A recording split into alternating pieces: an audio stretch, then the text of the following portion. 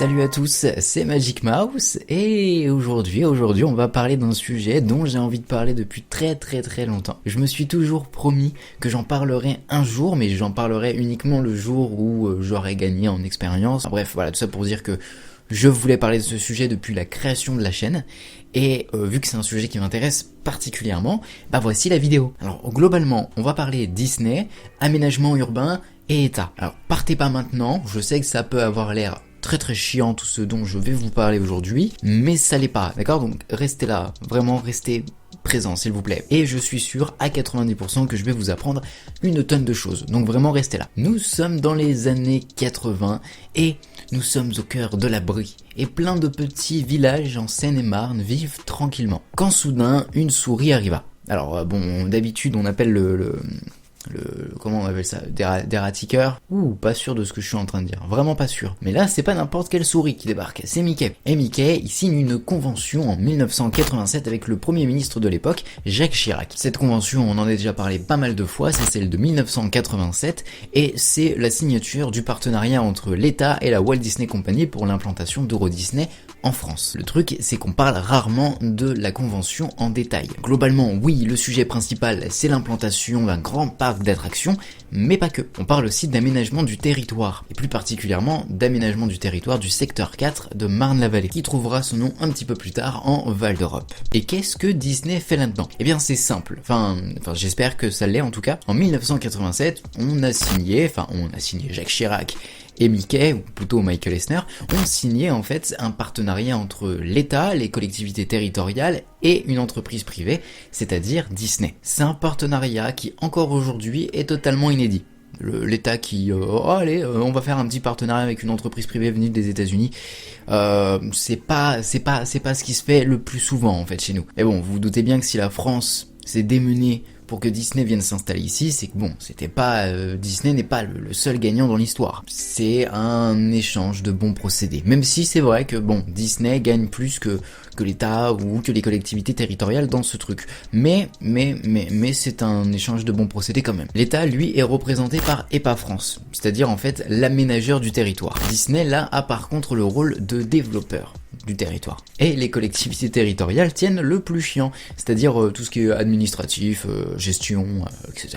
Des trucs relous, quoi. Donc du coup, vous comprenez peut-être un petit peu plus la place que Disney a dans le développement du Val d'Europe, qui est quand même une très grosse place. D'ailleurs, je pense que Val d'Europe ne serait pas Val d'Europe si Disney ne s'était pas installé là. Mais globalement, c'est quoi Val d'Europe? Alors, Val d'Europe, c'est éventuellement aussi un centre commercial, mais c'est pas que ça en fait. Val d'Europe, c'est toute l'agglomération qui entoure Disneyland Paris. On y compte 6 communes différentes, à savoir Bailly-Romainvilliers, Chessy, Coubray, Magny-le-Hongre, Séris, et pour finir, Villeneuve-le-Comte. Et oui, effectivement, pour ceux qui connaissent un petit peu le coin, Montévrain ne rentre pas dans l'agglomération de Val d'Europe, bien que ce soit collé. Mais ça rentre pas dedans quand même. Et donc aujourd'hui, Val d'Europe représente l'un des principaux pôles touristiques d'Europe. Parce que évidemment, on y retrouve Disneyland Paris, mais pas que. On y retrouve aussi, comme je vous l'ai dit tout à l'heure, le centre commercial Val d'Europe, qui était d'ailleurs le premier bâtiment de tout le centre urbain de Val d'Europe, et qui était déjà inscrit à l'origine en 1987 dans la convention. D'ailleurs, dans le centre commercial juste à côté, on y retrouve aussi la Vallée Village, et dernièrement, on peut aussi y retrouver Village Nature. Donc, un gros pôle touristique qui accueille beaucoup de touristes, et qui représente quand même une sacrée grosse... c'est un sacré poids pour l'économie française, l'économie touristique française en tout cas. Val d'Europe, c'est aussi toute une agglomération un peu située entre campagne et ville. Disons qu'en fait on a la tranquillité, mais on a aussi un peu tout ce dont on a besoin rien que dans le centre commercial Val d'Europe. Mais quel est l'intérêt que Disney peut avoir à détenir en fait un petit peu un rôle dans l'aménagement urbain de tout ce qui entoure son parc d'attractions? Déjà, ça remonte pas à aujourd'hui que Disneyland Paris souhaite se développer sur cet arc-là. Par exemple, le projet Epcot, qui était le dernier grand rêve de Walt Disney, ça peut y ressembler un petit peu.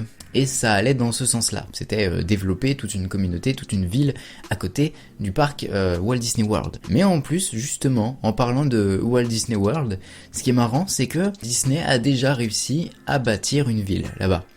une vraie ville, une ville totalement administrée et créée par la Walt Disney Company. Cette ville, elle s'appelle Célébration, vous pouvez chercher évidemment sur Google Maps, etc. Vous pouvez chercher, elle existe et elle a été tout simplement totalement administrée par la Walt Disney Company jusqu'en 2004. Et elle reprenait à 100% le concept de ville totalement idéalisé par Walt Disney. Mais globalement, on peut ressentir un petit peu du projet d'Epcot au sein de Val d'Europe, quand on voit qu'en fait finalement le souhait de Val d'Europe c'est de créer une petite ville tranquille mais qui répond à tous les besoins de ses habitants et qui fournit 40 000 emplois pour 40 000 habitants. Bon là je t'ai donné des chiffres comme ça mais globalement c'est ça. C'est la vision personnelle que j'en ai mais moi perso c'est ce que j'en vois. Mais Val d'Europe a l'avantage, comme son nom l'indique, d'être bien plus européanisé que ce qui était prévu pour Epcot. Par exemple on a la place de Toscane qui s'inspire totalement des places italiennes. Certaines rues, certains bâtiments reprennent vraiment l'architecture du Paris haussmannien. Mais c'est bon quand même de noter que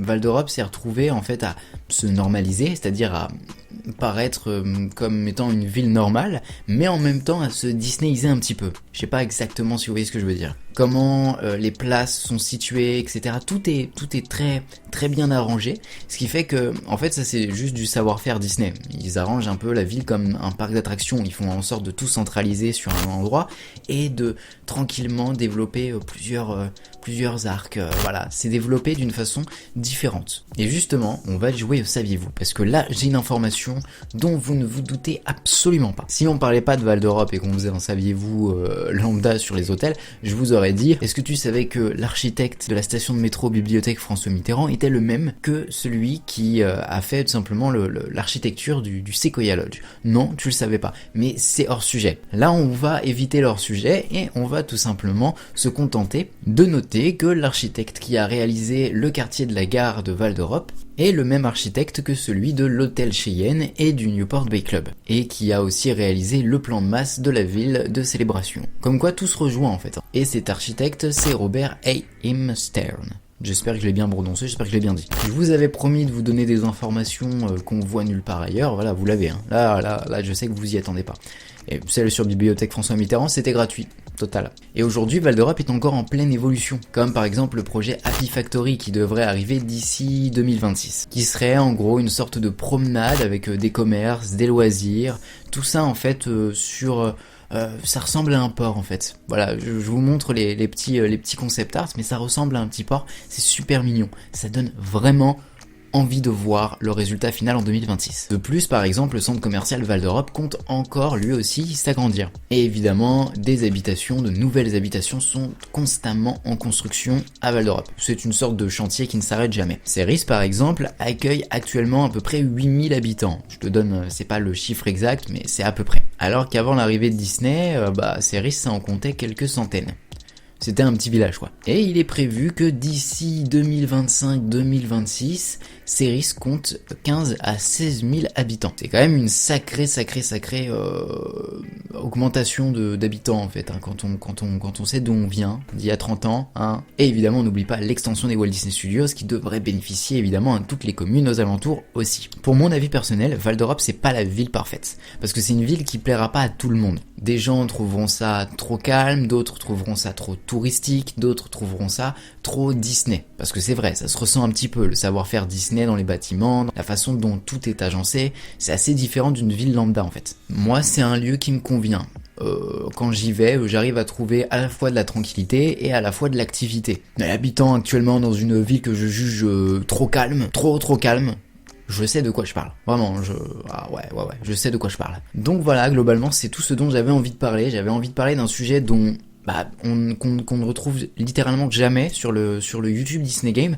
Et donc du coup, j'avais vraiment totalement envie de vous parler de Val d'Europe et de la place que Disney avait dans ce développement, qui est un développement assez important en fait en soi, on le remarque pas, mais en l'espace de maintenant presque 20 ans, le centre urbain, rien que le centre urbain de Val d'Europe s'est développé à une vitesse absolument incroyable, et c'est assez rare, faut le savoir en France, qu'une ville se développe aussi rapidement. Et donc du coup, moi je trouvais ça intéressant, surtout que ça fait partie de l'histoire de Disney, et que ça fait partie de l'entreprise de Disney, puisque Disney a sa place dans le développement de Val d'Europe avec Real Estate by Euro Disney. Donc voilà. Oh, vous avez entendu ou pas mon accent sur Real Estate? Oh, pas mal. Pas mal, je suis content, je suis fier de moi là. J'espère que la vidéo vous a plu, j'espère que je vous ai appris quelques trucs.